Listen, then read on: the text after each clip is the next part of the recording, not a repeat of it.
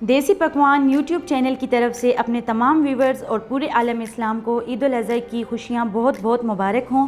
आज मैं आपको ईद उल अज़हा की स्पेशल आसान और मज़ेदार डिश सीख कबाब बनाना सिखाऊंगी। आप मेरी इस वीडियो को एंड तक देखें और मेरी इस रेसिपी को इस ईद पर ज़रूर ट्राई करें और ईद उल अज़हा की मज़ेदार रेसिपीज़ के लिए हमारे यूट्यूब चैनल को सब्सक्राइब करें।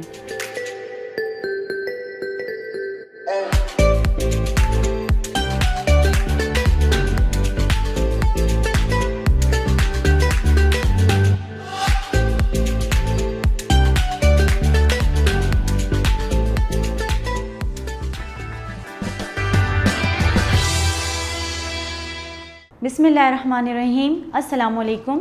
देसी पकवान चैनल में खुशामदीद। रेसिपी को स्टार्ट करने से पहले हमारे चैनल को सब्सक्राइब कर लें और बेल आइकन के बटन को प्रेस कर लें ताकि हमारी हर नई आने वाली वीडियो आपको नोटिफिकेशन में मिल सके। इस वीडियो में मैं आपको बहुत ही मज़ेदार, आसान और नए तरीके से सीख कबाब बनाना सिखाऊंगी। इसका बनाना बहुत ही आसान है।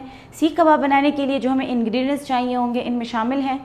मैंने यहाँ पर आधा किलो कीमा लिए और इसमें 10% चर्बी डाली है। इसको मैंने 3 बार मशीन से निकाला है ताकि कीमा बिल्कुल बारीक रहे। 2 अदद प्याज, इसको मैंने बारीक चॉप कर लिया है। कुटी हुई लाल मिर्च, 2 टेबलस्पून मैदा, लहसुन का पेस्ट, ज़ीरा, कुटा हुआ धनिया, 2 अदद बड़ी इलायची, साबुत काली मिर्च, अजवाइन, 1 अदद हरी मिर्च, पिपली और कबाब चीनी। यह आपको किसी भी पंसारी या हकीम से आसानी से मिल जाएगी। दालचीनी, नमक। तो चलिए रेसिपी बनाना स्टार्ट करते हैं। सबसे पहले मैं मसाले को तवे पे भून लूँगी। यहाँ मैंने लिया है 1 टेबलस्पून ज़ीरा, 1 अदद दालचीनी का टुकड़ा, 1 टीस्पून अजवाइन, 2 अदद बड़ी इलायची, 1 टीस्पून काली मिर्च, 1 टेबलस्पून कुटा हुआ धनिया। साथ ही मैं इसमें डालूँगी पिपली और 6 अदद कबाब चीनी। अब मैं तमाम मसालों को 3 से 4 मिनट तक तवे पे भून लूँगी। तवे पे भूनने से इनका जायका दुबाला हो जाता है और इनकी खुशबू बहुत ही ज़बरदस्त होती है। इसमें आपने 2 इंग्रेडिएंट्स को मिस नहीं करना, एक पिपली और एक कबाब चीनी। ये आपको आसानी से हकीम या पंसारी से मिल जाएंगे।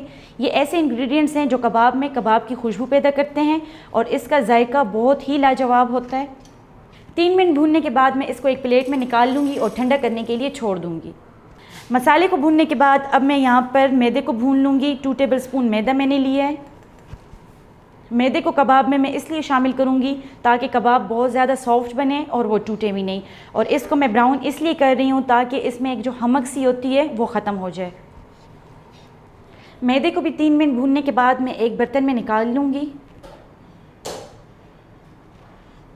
जो मसाला मैंने भून लिया था अब मैं उसको ग्राइंड कर लूँगी।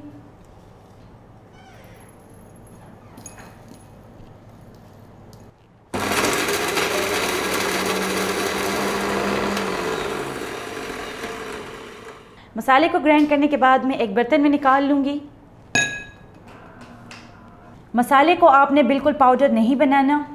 अब मैं यहाँ कीमे में मसाले शामिल करूँगी जिसमें मैं डालूँगी 1 टीस्पून नमक, हाफ़ टीस्पून हल्दी, 1 टीस्पून कुटी हुई लाल मिर्च, 1 अदद हरी मिर्च, 1 टीस्पून लहसुन का पेस्ट। और ये मसाला जो मैंने स्टार्ट में बनाया था अब मैं इसको कीमे में शामिल कर लूँगी। 2 टेबलस्पून मैदा, इसको मैंने तवे पे ब्राउन कर लिया और ठंडा करके अब मैं कीमे में शामिल कर लूँगी। अब मैं इसको हाथ की मदद से अच्छे तरीके से मिक्स कर लूँगी।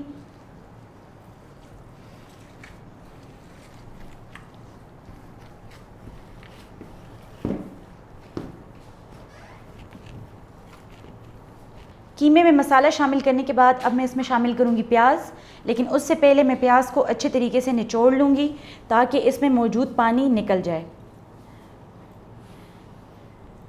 प्याज को अच्छे तरीके से निचोड़ लें कि इसमें मौजूद तमाम पानी निकल जाए। अगर इसमें पानी होगा तो आपके कबाब अच्छे नहीं बनेंगे।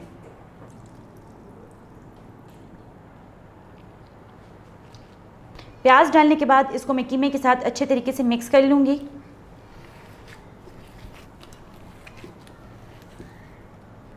मैंने यहाँ पर कीमा तैयार कर ली है। अब मैं इसके कबाब बनाऊँगी। कबाब बनाने के लिए मैंने इसको एक बाल की शेप में ले लेना है। इस तरीके से इस साइज़ में आपने लेना है। मैंने कीमे का भी सारा पानी निकाल लिया था और प्याज का भी सारा पानी निकाल लिया है, इसलिए अब मैं इसको जिस शेप में बनाऊंगी ये आसानी से बन जाएंगे। इसके लिए मैंने एक स्टिक तैयार की है। ये स्टिक आपको बाज़ार से आसानी से मिल जाएगी। स्टिक को जोड़कर आप इस पर सीख कबाब आसानी से बना सकते हैं। इस तरीके से आप इसको प्रेस करके डंडी पे कबाब बनाते जाएं।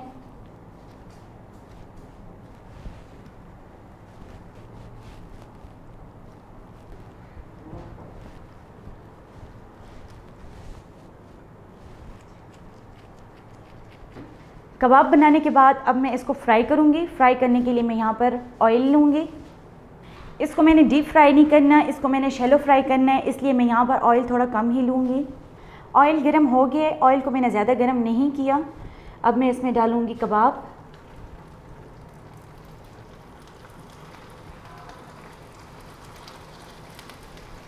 कबाब को मैंने लो फ्लेम पर बनाना है। अगर इसको मैं तेज़ आंच पर बनाऊँगी तो ये जल जाएगा और अंदर से कच्चा रह जाएगा, इसलिए मैं इसको लो फ्लेम पे बनाऊंगी ताकि ये अंदर से पक जाए।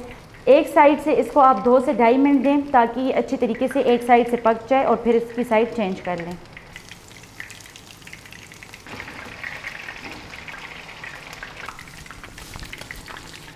हमारे कबाब फ्राई हो गए हैं। बहुत ही ज़बरदस्त इसका कलर आया है और खुशबू तो इसकी बहुत ही लाजवाब है। इसी तरीके से मैं बाकी के सारे कबाब फ्राई कर लूँगी।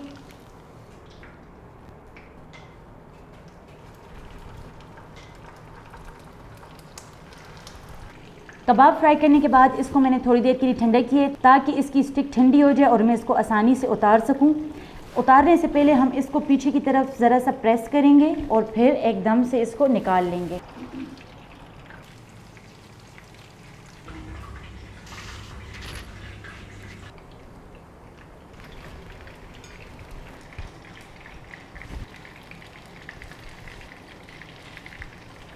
बहुत ही मज़ेदार और आसान सीख कबाब तैयार हैं। उम्मीद करते हैं कि आपको हमारी आज की ये रेसिपी पसंद आई होगी। आप इसको ईद के मौके पर एक बार ज़रूर ट्राई करें और कमेंट बॉक्स में अपनी राय का इजहार ज़रूर करें। हमारे चैनल को सब्सक्राइब करें और फेसबुक पेज को भी लाइक करें। शुक्रिया। अल्लाह हाफ़िज़।